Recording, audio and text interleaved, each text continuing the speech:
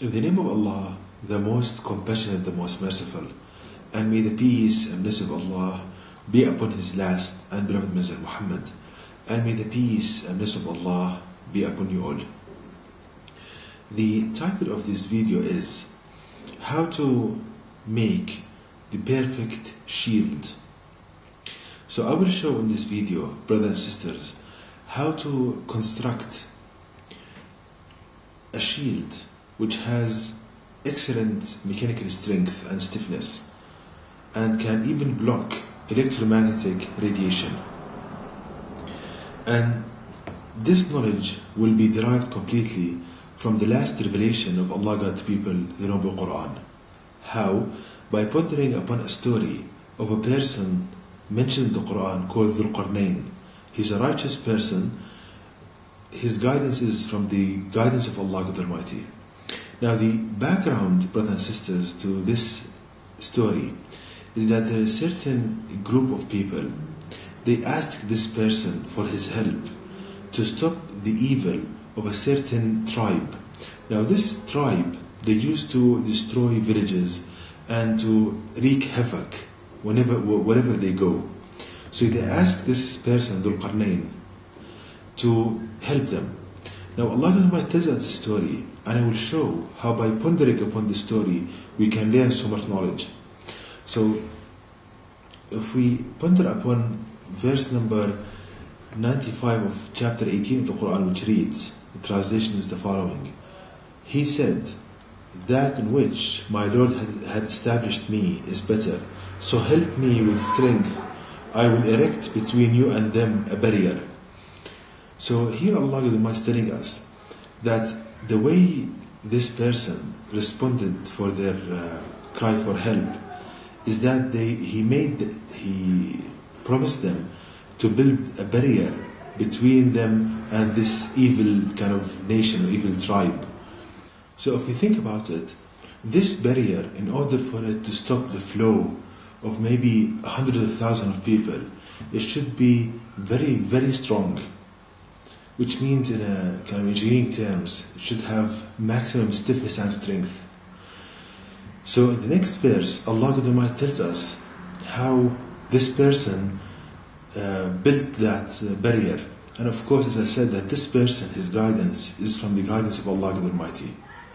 So the verse to follow, which describes the manufacturing of this barrier, can be found in verse number 96 of chapter 18 of the Quran, which reads, Give me rods of iron. Then when he had filled up the gap between the two mountain cliffs, he said, Blow. Then when he had made them fire, he said, Bring me molten copper to pour over them. So in this verse, there is a detailed description of the manufacturing process for the optimal shield. So if we think about this, firstly, the first step in constructing this optimal barrier, that this person asked that he wants rods of iron. So the first thing to bring is rods of structural steel rods. Then the second step is that, stated in the verse, when he had filled up the gap between the two mountain cliffs. So the second stage is the arrangement of these steel rods in a hexagonal pattern to fill up the gap that the barrier is needed to be constructed there. Now the third step is mentioned in the Quran, where it said, he said, blow. Then when he made them fire, which means heating up these steel rods to bring them to a temperature where they look like fire. These rods, when they heat them up to a very high temperature, they look like they are fire. Then the last step, he said, bring me molten copper to pour over them. To bring molten copper and to pour over this very hot steel rods. So these are the 4 stages involved in the manufacturing for the optimal shield.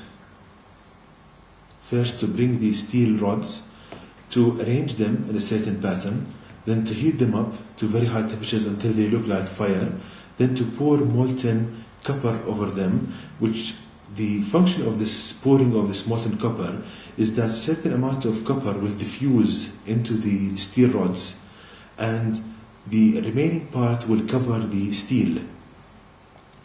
So this shield, Allah describes the performance of this shield in the next verse, which is verse number 97 of chapter 18, which states, so they could not to scale it or dig through it. Imagine that this shield, this barrier, a whole nation could not dig through it, could not break it, could not make a hole through this kind of barrier. So this gives you an idea of the strength of this material. So we see, brothers and sisters, how Allah the Almighty teaching us how to construct in a detailed manner the perfect shield, which has maximum stiffness, mechanical stiffness and strength.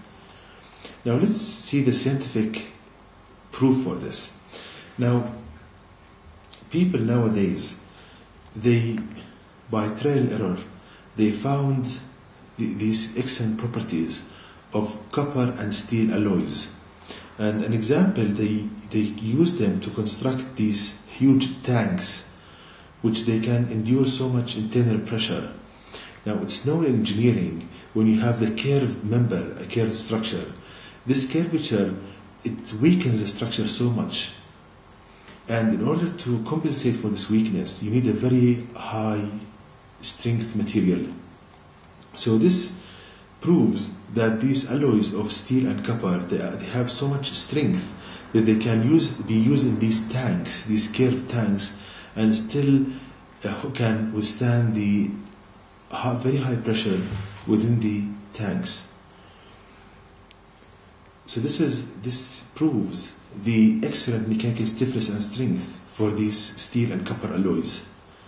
Now, another point is that not only that these alloys made of copper and steel, that they can provide very high mechanical strength, but also they are the perfect electromagnetic shields. For example, in biomedical engineering, as you can see on the screen, this is an MRI device, a magnetic resonance imaging device, and this device, when it is in operation, it produces a very high magnetic field. And in order to prevent this field from leaving the MRI room, alloys of steel and copper, they are put in the walls to block the electromagnetic radiation from leaving the room. So this shield described in the Quran, not only that it has excellent mechanical strength, but also it's the perfect electromagnetic shield. And so it's, as I said, it's used in MRI applications to block electromagnetic radiation from leaving the room, and also to block electromagnetic radiation from entering the room, from example cell phone transmission towers and radio and so forth. So we see, brothers and sisters, how Allah the Almighty wants us to practice the Quran in our life. And if believers, they take the Quran as a reference book and they apply the Quran, they would be the teacher of others and not the one on the receiving end. And they would be making very advanced technological discoveries and applications. But because the majority of Muslims, they deserted the Quran, and they don't strive to make the word Creator supreme, they find themselves in the miserable state they find themselves into. So the way they turn this around is to learn the Quran, practice the Quran, implement the Quran in our life, in all aspects, in engineering, in physics, in chemistry, in jurisprudence, in economics, and everything. Then Allah the Almighty will make that person victorious and will make the believer a teacher of others. And to know more details about this topic, please visit my website at www.quran-miracle.com, and you can email me at zquran@yahoo.com, and may the peace and blessing of Allah be upon you all.